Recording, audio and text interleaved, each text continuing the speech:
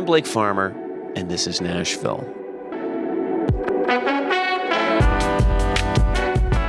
And we're on location for today's show at Hidden Holler Farms in the community of Bethpage. We're in Sumner County, not too far from Westmoreland. For a while, this farm served as a sort of hiding place for our guest, RaDonda Vaught, a former Vanderbilt nurse who was arrested for a medical error that killed a patient, ultimately convicted of negligent homicide. She served her sentence working on this farm, and now she has somewhat reluctantly become a sort of spokesperson to prevent future medical errors. RaDonda Vaught, thank you for having us out here. Thanks for having me. Well, before we jump in, you said that you need to feed the lambs at this hour. Can we do that first? Yeah. Perfect, you got it. My name's Farmer, but I don't know farming. I was going to say, Blake Farmer, here on the farm, live from the farm. All right, let's go in here. It's going to be loud. These little guys with red dots, they're red dots so that I can identify them as they need to be fed bottles. So they're going to just be all around your feet. Just watch that you don't trip on them. Smells like the state fair in here. I know. They're little. They're little, which is why I've pulled them off of their moms. One of them, I think, has a funny latch, so she doesn't drink very well. The other one, I'm not real sure. Her sister's much bigger than she is, and she took to drinking the bottle really quickly, but chasing her is the problem, because then they all start running around and it becomes a little chaotic. I'm sure this isn't an original idea, but it strikes me that you may spend a lot of your time now caring for animals instead of people. 100%. Yeah. It's really funny how much of my nursing education has translated into being a good farmer, a good steward of my animals. We're bottle feeding things. I've had to deliver plenty of babies. Just like in humans, babies don't always face the right way when they're supposed to come out of mom. So sometimes you have to go in and fish the babies out. We've had to pull plenty of babies. We've had broken legs, mastitis, random infections that you'll get from things, injuries from being chased by stuff. Some dogs got in and they did some damage to some of our ewes a couple of years ago. It's just all the things. And you think about nutrition, you think about environment, you think about nursing is very holistic, right? It's not like practicing medicine. We don't prescribe things. We look at your environment and nutrition and what can we do as a pretty basic intervention. And so, yeah, it's translated pretty well to being a good farmer. If you're just joining us, I'm Blake Farmer, and this is Nashville. Today, we're at Hidden Holler Farms in Bethpage, interviewing former Vanderbilt nurse RaDonda Vaught, who was convicted of negligent homicide for her part in the death of a patient in 2017. Even while serving her 3-year sentence, she started accepting invitations to speak to groups of nurses, pharmacists, hospital executives, and even risk assessment organizations about preventing medical errors. We're doing this interview on location here at their farm, so thank you for having us out. Can you tell me, how did you and your husband end up here on this farm in Bethpage? So we were living in Clarksville, and that's where my husband essentially grew up. His dad retired there from the military, and so we just kind of wanted to move a little bit further away. There was some crime in Clarksville. It was kind of getting overcrowded, and my husband, since he was a kid, wanted to be a farmer. He wanted to have, a log cabin and a farm. And so we started looking, found this place really just because, it had acreage and a log cabin, and there's really nothing holding us there. So here we found ourselves. When did you realize that the family of Charlene Murphy, the patient who died in this case we're talking about, that they live in maybe the same zip code, very close by? I can tell you exactly when I realized it. When the TBI agent who was interviewing me asked if I knew. If you knew them, because they're like, well, you're basically neighbors. Yeah. Yeah. Gut punch. Complete shock. What are the odds? Did you know them? No. Which is almost strange that you don't know them, right? Yeah, we weren't born and raised here. Had we been, for sure, because once we did realize that we were living so close, and then once the case progressed, and there's that rule of 6 degrees of knowing people, that we were not separated by very many degrees. Many people in my life were, 1 degree of separation from someone in their family. So, did you ever run into her family? Yes. How? Her grandson. I ran into her grandson. He worked at the Tractor Supply in Gallatin. When I met him, it was March of 2021. Guess as farmers, you're probably regulars at the Tractor Supply. Tractor Supply, the Farmers Co-op, all the places. I didn't know who he was. He didn't know who I was. He was helping me while I was making a purchase, and one thing led to another in conversation. We were talking about good places to live in the area.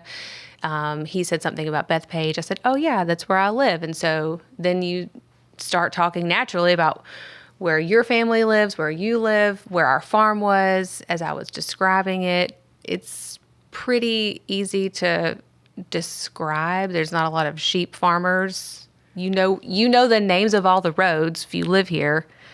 And as I was describing it to him, I could kind of, he was quiet, and he asked me what my name was. And I told him my name was RaDonda, and he said, I know who you are. Wow. He proceeded to tell me that. And you didn't know who he was. No you idea. Neither one of us knew who the other was until that clicked. When would this have been? March of 2021. I had been arrested, but we'd not gone to trial. All of the courts were in moratorium due to COVID. Right. So everything was at a standstill. So yes, my license was in question. July of 2021 is when those were revoked. So technically I was still employed as a nurse. I just wasn't doing anything clinical. And then the following March would have been when I went to trial. Yeah, but I continue to see him on a regular basis. He works at the Farmers Co-op now. I avoided Tractor Supply like the plague. I didn't want to make him uncomfortable.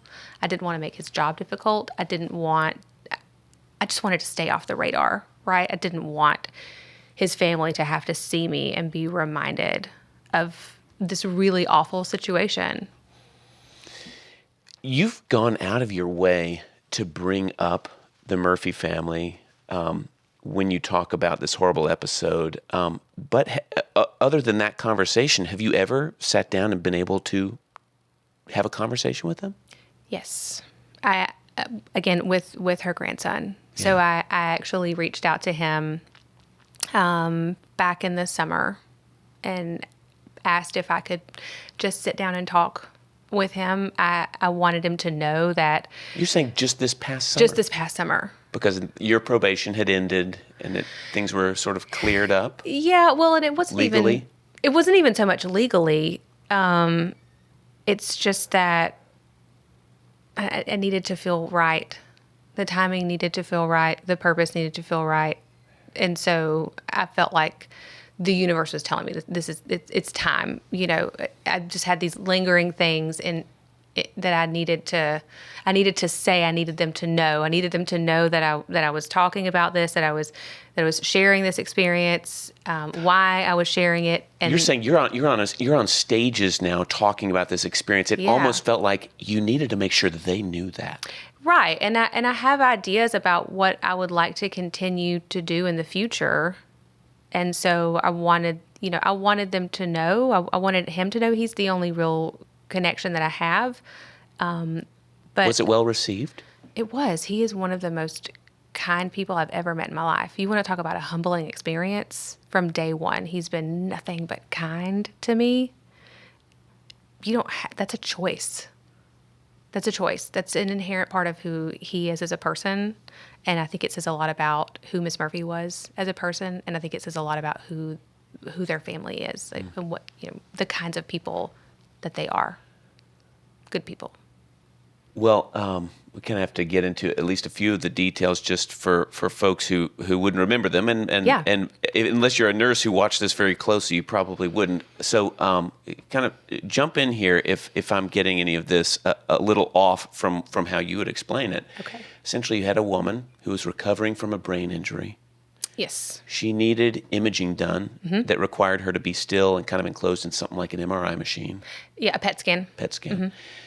The doctor orders a sedative, Versed, to kind of keep her calm, which I guess is pretty normal. And you go to the electronic medication dispensing system that I guess had been giving nurses fits for quite some time.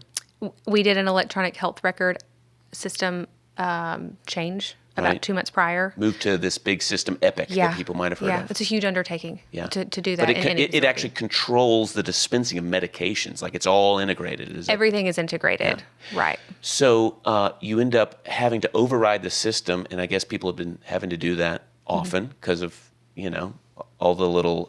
As a deviation, as an exception to the rule, and also as a design, which we could spend much more time talking about this, but to sum it up in basic, yes. So you end up with a medication instead called vecuronium, which is this powerful paralytic, which I assume is used very rarely.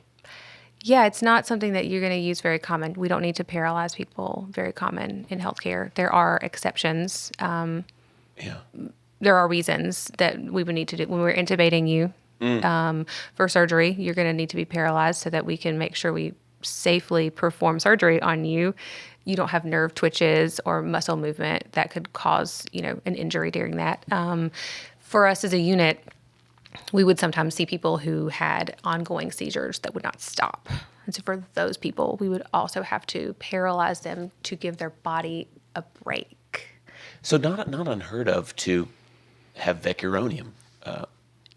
On our unit. Yeah. But it's certainly I see. Vanderbilt ICU, maybe so, not necessarily. Not in other units. It would not be something you would generally have on hand. The medical examiner, I guess, determined that is what killed Miss Murphy. And it seemed like you agreed with the assessment. That's what you thought happened. You really never argued against it, although maybe your attorneys kind of questioned it in court. Do you still agree with that assessment? I do believe that, I believe so. So the dose that I gave her was a very small dose, but we're talking about a patient who has other comorbidities along with being neurologically impaired from this, this brain bleed that was her admission diagnosis. So certainly when you add in other factors, there's no way of knowing, but I firmly believe that that was the case. It was just enough of a dose, to... When did you realize how serious this was for you personally? The moment I realized that the mistake had happened. Yeah. So not long after administering the medication, I was back on our unit, and we overheard the rapid response call. So myself and my charge nurse went to radiology to make sure it wasn't our patient because we couldn't get an answer. We found that it was our patient, helped with moving her back to our unit, and then I spent probably the next hour, 45 minutes to an hour in the room with her new nurse since she had moved from a step-down bed back to a critical care bed, with the team doing things that you would do post-resuscitation for a patient. My job was the help all, so that was my role to be helpful. You're trying to revive her. Right. And then... I had not thought that you would have had the experience to also hope and pray that this person... I had no idea at that point during this process that I was the cause of that. You didn't know you'd given her the wrong thing. I did not know I'd given her the wrong thing. It wasn't until we were just about done with that. The team was in the room having a conversation about what things we might need to look at to determine what happened. Did she have a cardiac arrest? Did she have a worsening in her brain bleed? Did she have a pulmonary embolism? What could have happened? Did she have a stroke? We don't know. So they were discussing those things. I left the room to send some blood work that I had drawn down to the lab, and the previous nurse that had been taking care of her had discovered looking at the vial of medication in the bag I'd given him to hold on to, that it was the wrong medication. He informed me, and that's when I knew. And it so just... From then, I mean, that kind of thing doesn't leave you. There's a whole long saga about the Board of Nursing looking at the case, deciding not to do anything, then getting reopened, and we don't have to kind of get into that. But like, there was a point that you, I guess, thought maybe you were okay. You'd lost your job, but could still be a nurse. And then things start progressing again, and then criminal charges come. Did criminal charges come as a surprise? Did you ever think it could rise to that level? I'll tell you what I said to the nurse educator who was there the day this happened. So I went to her office. Nurse educator is in, what does that mean?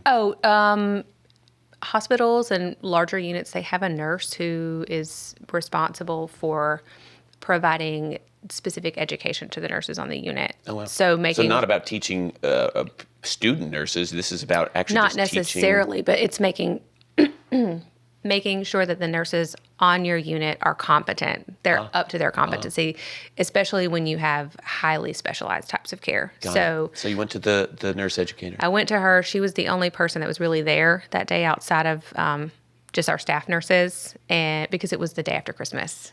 So she was there, thankfully. I went to her office. I told her what happened, and I remember saying to her right then and there, not knowing that this was going to kill Miss Murphy, I said, I could have just killed, I may have just killed this patient. I'm going to lose my job. I'm going to lose my license. I'm going to go to jail. The family's going to sue me, for everything that we barely have. This is it. This is the end, So in other words, it was, your mind went there immediately, from the beginning. Which is not typically the kind of person that I am. Wow. I'm very optimistic, very hopeful, but immediately it went there. During the trial, the prosecutors cast you as an uncaring nurse who ignored her training and abandoned a patient. The assistant DA compared you to a drunken driver who killed a bystander but said you were worse because you were driving with your eyes closed. Yes, he did. Wonder what it was like to sit in the courtroom and hear that. It sucked. And you didn't testify. Did it make you think, you don't have to explain if you don't want, but why not? I had every intention of testifying because I had nothing to hide. And I'd been so forthcoming. Well, you told the nursing board exactly what happened from the beginning. You weren't really disputing the facts of what happened. No, not at all. Not disputing the facts at all. The known facts. Right, because there was so much more that came to be known afterwards. But yes, I was certainly not disputing this is what I did. I failed to do my job properly. It sucked to hear that on a personal level about me, but I felt like that was a generalized statement that could be applied to any nurse, physician, anyone who's doing something with a patient that makes a mistake. Mistake is not a conscious choice.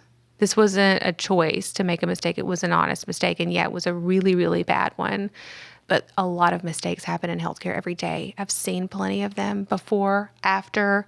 I've heard tons of stories from people. And I know that while this was a catastrophic event, good people make mistakes every day. Bad things happen. Doesn't mean that you're a bad person. And so it felt to me like this was being applied overall to everyone in healthcare, right? That's what you're saying. You're saying that we're, bad and dangerous people, and you don't know anything about what it's like to do my job. You had years to prepare for being in this courtroom. I had moments on an everyday basis to prepare for choices that I have to make in my job. It's very different. Well, we're going to get more into that and frankly, the support that you got from all over the country. We need to take our first break, though. When we come back, RaDonda Vaught becomes almost a folk hero among nurses, many who traveled from far and wide to support her as she faced the legal consequences of this medical error we've been talking about. Stay with us. This is Nashville.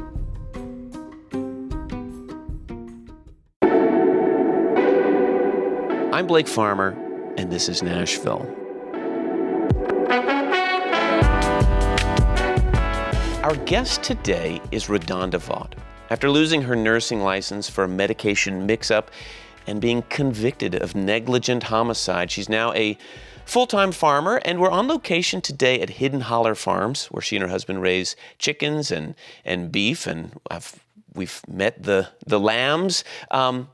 But since her conviction, she's also started to do a little speaking to nursing groups, pharmacists, hospital executives, even risk assessment organizations. They want to know what can be learned from this medical error that now has been litigated, and all the gory details are out in the open for us to see. RaDonda, I want to back up to May 13th, 2022. This was the day of your sentencing. Hundreds of nurses showed up to support you. Did you know that you had become, almost a figure that folks were rallying around the country? I got a sense that this was gaining national attention after I was convicted in March. I think that a combination of things made this particular event one that nurses were like, it's the cherry on top of a broken system. They've just gone through COVID. We're trying to recover some sense of normalcy. They all thought that this was over and done with. They're like, wait, you were arrested in 2019. They thought this was done with. And now it's come back, and they're like, well, wait a minute. You have no idea what we've just gone through for the last 2.5 years. Oh, so it was COVID that was kind of coming out there, too, that all the frustrations from nurses. Absolutely. And then you have a tired nurse working the day after Christmas, and you're going to charge her with homicide. It's a combination of a lot of things, a lot of factors that I think made this one that really stuck on everyone's radar. Yeah. And the sentencing was scheduled for Friday the 13th. Oh, May 13th was a Friday. I forgot that. During Nurses Week. That's right. So, yeah. Yeah, so they came to say something. Thank you, Judge Smith, for that. Well, I was outside on the lawn of the Metro Courthouse that day. Let's take a listen to a little bit of that. My name is Celia Prince, and I'm a nurse practitioner up in Pennsylvania now. I'm honestly a little bit speechless. Like, I just don't understand how this could be happening, how a nurse could be criminally prosecuted for a medical mistake. I felt a lot of passion for this case, being a nurse, but I felt like we needed to support RaDonda. This is someone that could have been me. So in a way, I guess I was supporting myself, because this situation, I think every nurse that keeps saying it's their worst nightmare. So I felt like I needed to be present, no matter how far away I was, to be here physically today to support RaDonda. But my heart just aches for RaDonda with everything that she's been through so publicly. I'm proud to be a nurse. I'm proud to stand by her side. I got you, girl. I'm Sherry Limbeck, and I am in Clarksville, Tennessee. My name is Joyce Sullivan, and I'm a retired nurse practitioner. I think it's the wave of the future. I think in this culture where up is down and down is up, this just might be where we're headed for. That's from outside the courthouse the day our guest, RaDonda Vaught, was sentenced for a medical error that killed patient Charlene Murphy. You got support from nurses all over the country. In fact, did they help pay your legal bills? It was insane. Yes. So when I was first arrested, gained a lot of attention, and I had a nurse by the name of Janie who reached out to me, who came for this initial hearing where you enter a guilty or not guilty plea. And what she said to me was, nurses all over the country are reaching out, and they're saying, this is going to affect all of us, right? If you get found guilty, we're all criminals every time we make a mistake. This is going to affect all of us. How do we help? Right? She's going to need a lawyer. That's going to be expensive. How do we help? And I was very reluctant to do that in the beginning. I just didn't feel comfortable with it. And she kept telling me they are continuing they want to know. So I opened up a GoFundMe. It raised an enormous amount of money that was able to cover all of the legal fees. It was basically exactly, what it needed. The universe was very kind. And so at that point, I really did feel like, okay, this is not just my fight. This is not just my burden to bear. This will have an effect on healthcare, period, moving forward. What that looks like, I did not know. I certainly didn't realize it would be to this degree, but I knew that it was going to have a rippling effect. Yeah, I was talking to a group of executives who represent hospital associations around the country a few weeks ago. And somehow you came up, I brought it up, not someone else, but everybody, and there's like, oh, yeah, we know that story. I mean, like, Yeah. It's known. It's still, I don't know if it didn't have such a unique name, if people would still remember, but I would just be the Vanderbilt nurse. The Vanderbilt nurse. Yeah. Well, let's talk about Vanderbilt for just a moment. You got you got support from all over the country, but it did not seem that you got much support from your employer, Vanderbilt. In fact, if I understand correctly, Vanderbilt, didn't help defend you in the criminal case in any way. I mean, was that a surprise to you? Initially, looking back now, I can see things very differently through a lot of lenses, understanding what the process looks like when a sentinel event happens. And a sentinel event, is that when someone dies, or it's Yes. just okay? It's when someone dies. I did initially expect to lose my job. The people that I worked with directly in my unit, my manager, fantastic people, very supportive, absolutely supported me, but did not have any control over the ultimate decision to terminate. What I know now is that there were opportunities for things to have been handled differently. Sure, if the decision to terminate was necessary, I have no argument against that. You expected that you would lose your I job. had already expected it. What was concerning and is concerning is some of the other ways that it was handled. I wasn't really a part of this investigative process. I submitted one incident report, took a couple of phone calls, really that were pretty short and just kind of check in, are you okay kind of thing, and then I was terminated. In other words, there was an investigation going on without kind of hearing a detailed explanation from you? Right, other than this written report that I had submitted the day of the event. Oh, wow. Not with some more reflection. No. Not with more reflection.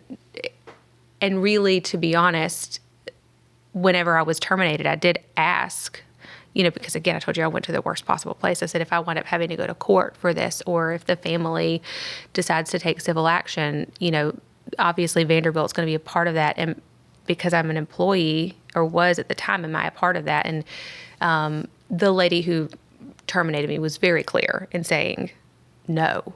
We are not... No, you did not follow the policies and procedures. So, that's not something So you will not get our... You will not get our legal assistance. That is not something that we can defend. You will be on your own.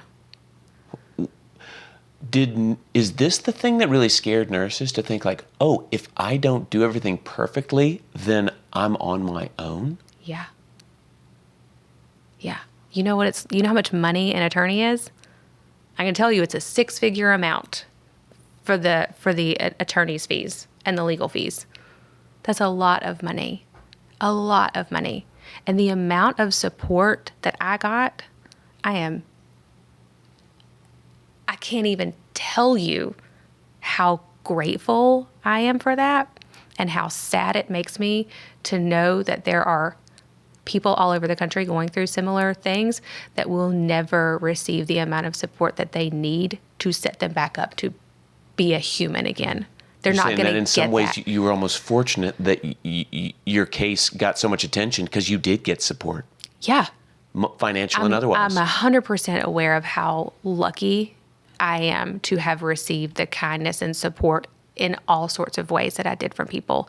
And it makes me sad to know that that's the amount of support that was needed, and other people are not going to get that. So yeah, nurses are terrified. I'm going to lose my job. I'm going to be reported to the Board of Nursing. I'm going to have to answer to that. That's a whole nother legal losing your issue. job isn't the worst thing that could happen. Oh, lose your job is just the beginning. You can find another job. They're hiring every day. There's no shortage of positions opened to find a job. that's nothing. It's what happens after. You could lose everything. If you're just tuning in, this is Nashville. I'm your host, Blake Farmer. We're with former Vanderbilt nurse RaDonda Vaught this hour at her farm in Sumner County and talking about how she went from convicted felon to a fairly sought-after speaker on medical errors. So let's talk about that. The reason I'm even here is that I saw a post on LinkedIn where you were talking to some group, and now I realize there are so many. I go to see you've been talking to the Nebraska Rural Health Clinics, the nurse associations in Massachusetts, Texas, Illinois, elsewhere, hospital executives from Alabama to Connecticut, pharmacists, maybe even people who help assess organizational risks. And I'm not sure what kind of companies those folks work for. But when did these invitations start coming in?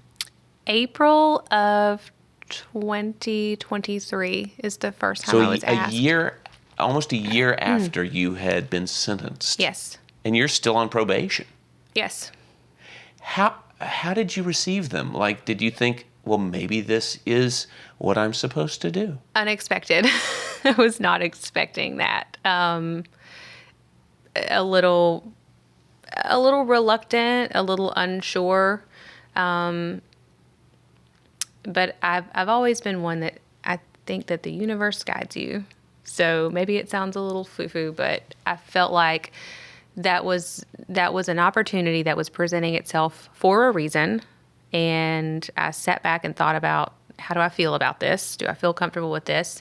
The first organization wasn't even a healthcare organization. It was a company called Taproot. They're based out of Knoxville, and they do root cause analysis for, they have this program that allows companies to look at their root cause analysis. What was it like to tell the story kind of on your own in front of a group of people for the first time? It was emotionally overwhelming and a little cathartic, but I'm going to tell you, you could have heard a pin drop. I mean, everyone paused, they gave it their full attention, and it was a pretty powerful and impactful thing to be able to do. And then to hear some of the feedback from the folks afterwards saying, you need to continue to do this. You need to continue to be talking about this. And these weren't even nurses. The healthcare piece of it was not really that relevant to them. No, but everyone knows a nurse, Blake. How many of those people in the room do you think had daughters, wives, who were nurses? Lots of them. Well, so you got encouragement from that first speaking engagement. So did you sort of see this as kind of, well, this can be, part of my job plan for the future? Or was it like a redemption story? Neither. It just happened. It wasn't something that I wanted to happen. It wasn't something that was even on my radar to think about. The opportunities just kept presenting themselves. People kept reaching out. And so I thought, well, okay, I guess, this is going to fizzle. Right? Like I'm only going to be asked to do this a couple of times. So no big deal. If it helps people along the way, that's the point, right? So if you're reaching out to me because you have a genuine interest in how to make our healthcare system better, well, heck yeah, I'm on board for that. Like, let's talk. I'm happy to be a part of it. And it just kept happening. I'm sure your presentation has evolved and improved and sharpened. Yeah. But is there like a bottom line? Yeah, the point is humans are going to make mistakes. They're going to make mistakes.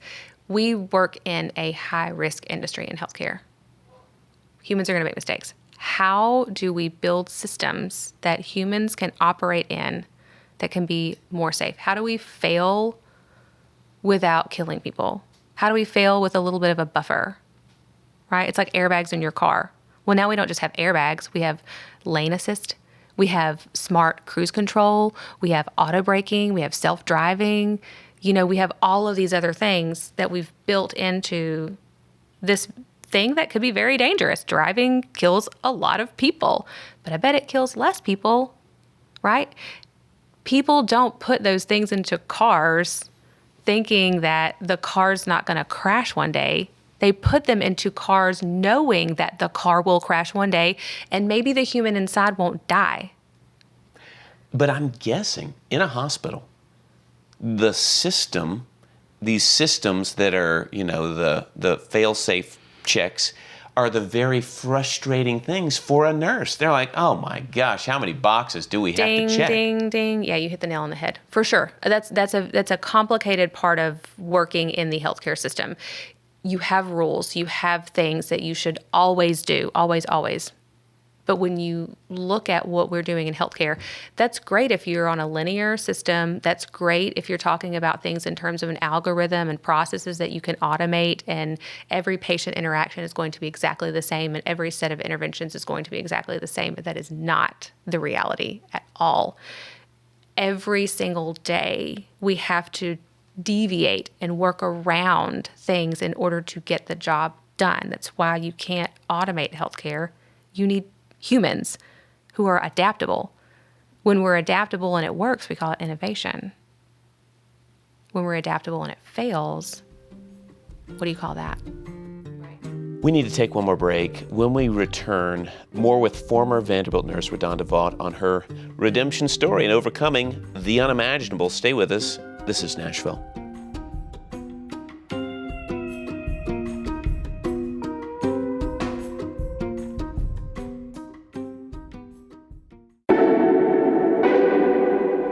I'm Blake Farmer, and this is Nashville.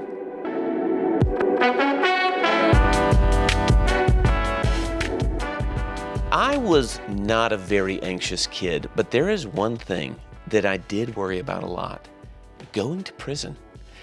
I thought I could just accidentally break the law, not even knowing what was going on, and end up spending part of my life locked up away from the people that I loved, which of course was very scary as a child, still a little chilling as an adult. But you tell yourself, no, that doesn't happen. And yet our guest today kind of lived through something a bit like my childhood nightmare. We're with RaDonda Vaught, former Vanderbilt nurse who now spends most of her time where we are now at Hidden Hollow Farms in Bethpage, Sumner County. As a compassionate human, I wonder, how did you handle making this medical error that led to the death of Charlene Murphy? Like, just how you forgave yourself for it? That's an ongoing process. It's something that you have to live with. Talking with her grandson was certainly the first step of that. Parting words on that first meeting, he told me to take care of myself, which was not something that I had been doing. Moving beyond that seems like something you just say. Take care of yourself. You're saying it actually had an effect that he's like, no. No, he didn't just say this in passing. I see. No, I mean, after we had a conversation like that, hey, this is the woman who killed my grandmother. You're not just going to end that with, take care, see you later. Yeah, no, he very intentionally told me to take care of myself. Yeah. And you weren't doing that. No. I mean, I was not being very kind to myself. I was feeling very bad, very crappy about what I had done. A lot of guilt, a lot of shame. Listened to a lot of Brene Brown. So I've learned a lot about identifying emotions and working through that, which is, things like that have been helpful. Talking to people has been helpful. Creating an understanding around exactly what happened. Understanding that the totality of the blame, this was not 100% on me, that there were other things there. Understanding, finding something positive to do with this, that helps. But there won't ever be a day that goes by that I don't think about this. My life is 100% different because of what happened, because of that mistake that I made, because someone's life is ended. My life will never be the same. I will live with that.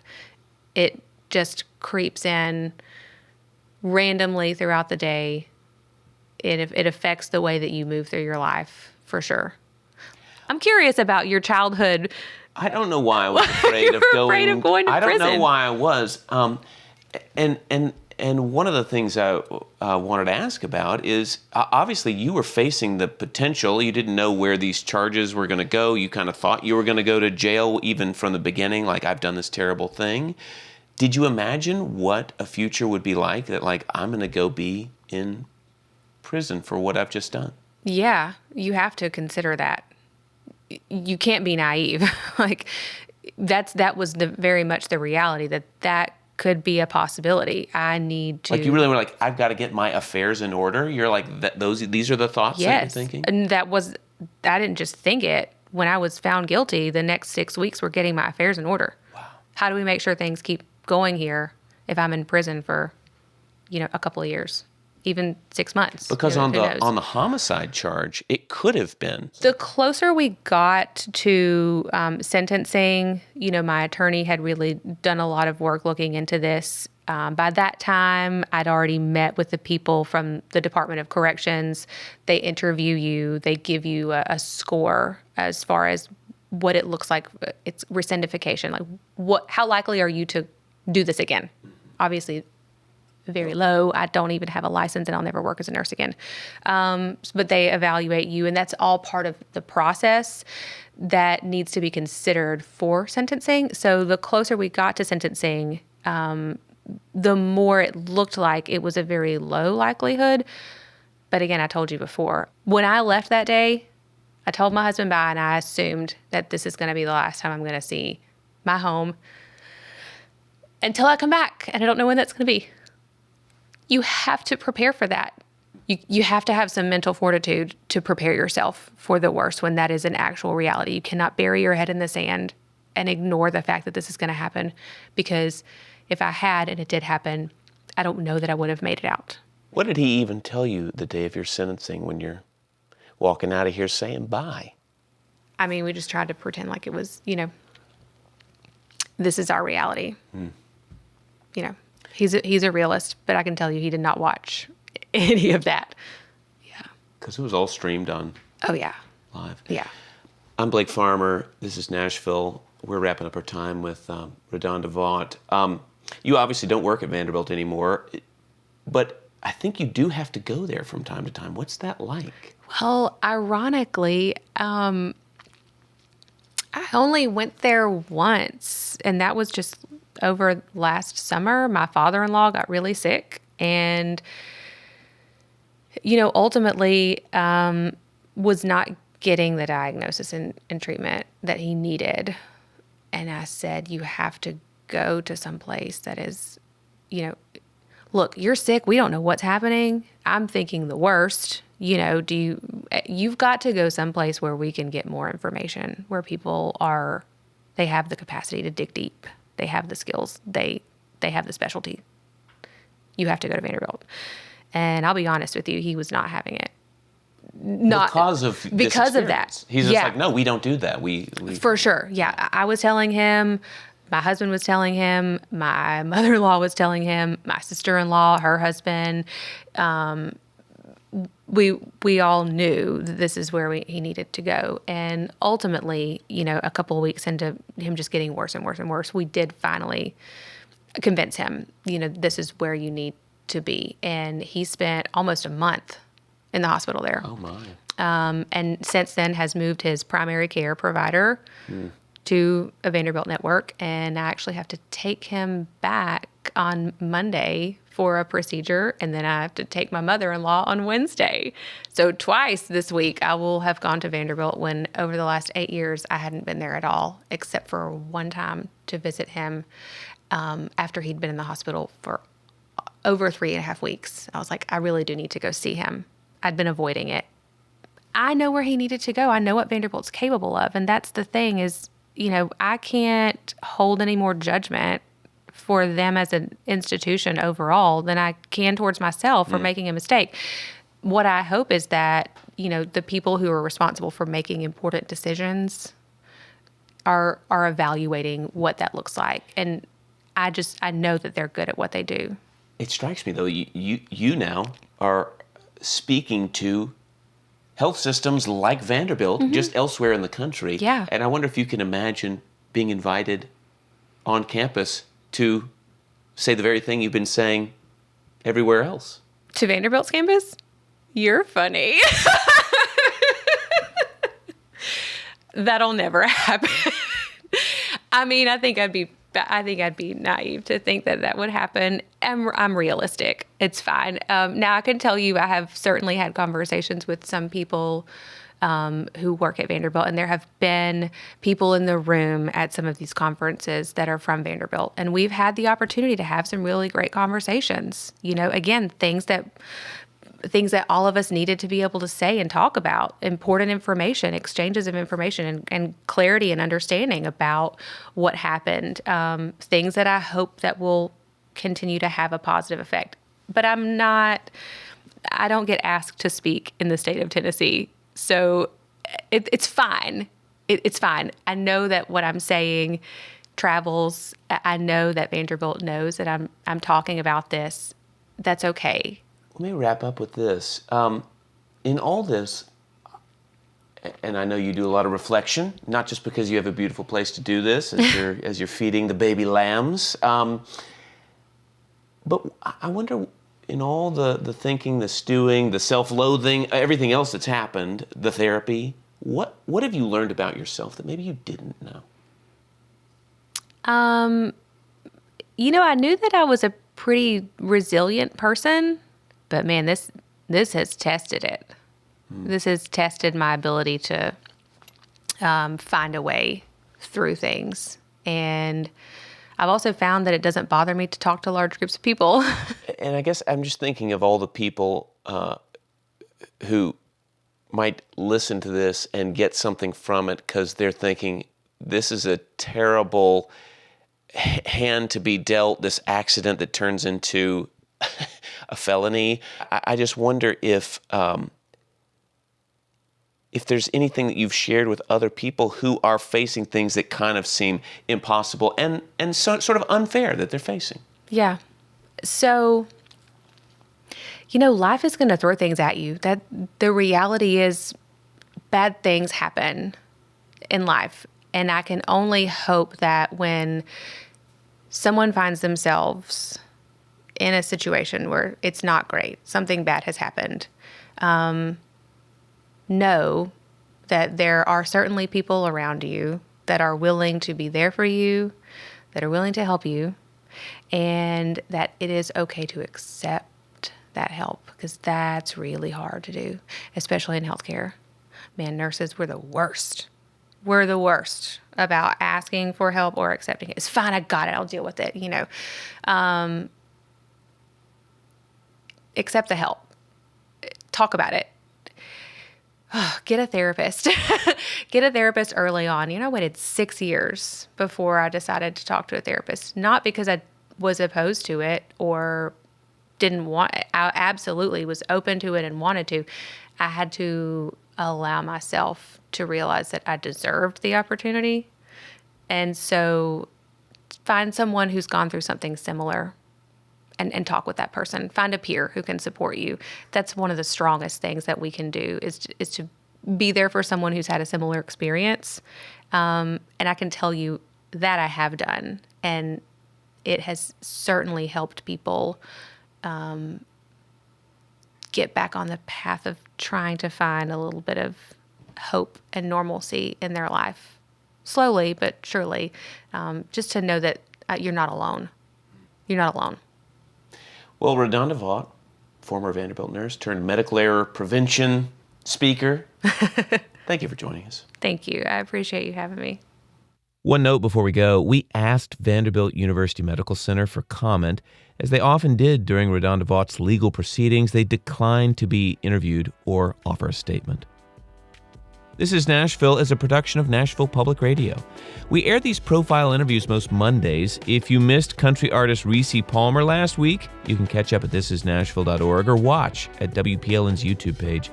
Her analogy about the evolution of the Black Barbie and the parallels with her own career, it'll give you a lot to think about. Today's episode was produced by yours truly. Tasha A.F. Limley's our managing editor. Liv Lombardi is making us sound good. Theme music by LaRange and Namir Blade. You can comment or tell us what you want to hear on the show by leaving us a message at 615-751-2500. You can also find us on Instagram at thisisnashville_WPLN. I'm Blake Farmer. Go in peace.